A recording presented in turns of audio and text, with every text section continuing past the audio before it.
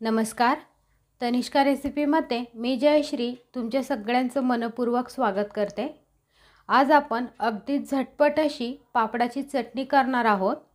त्यासाठी इथे मी 3 उडदाचे पापड गॅसवर भाजून घेतलेले आहेत. आता आपण हे पापड असेच बाजूला ठेवू आणि मिक्सरच्या भांड्यात 4 लसणाच्या पाकळ्या, अर्धी वाटी भाजून घेतलेले शेंगदाणे, 1 चमचा काश्मीरी लाल मिर्च पावडर.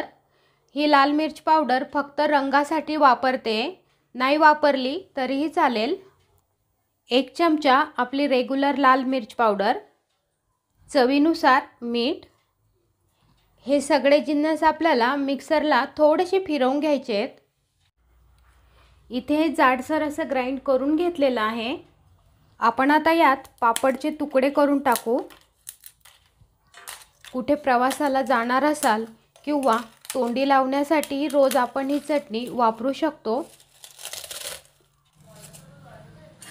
3ही पापडचे तुकडे मिक्सरच्या भांड्यात टाकून झालेले आहेत.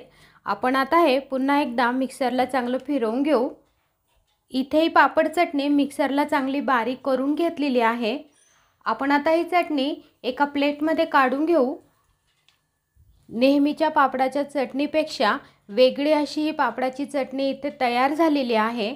तुम्ही ही चटणी एकदा नक्की करून पहा. तुम्हाला ही चटणी खूप आवडेल. रेसिपी आवडल्यास लाईक, शेअर आणि सबस्क्राईब करायला विसरू नका.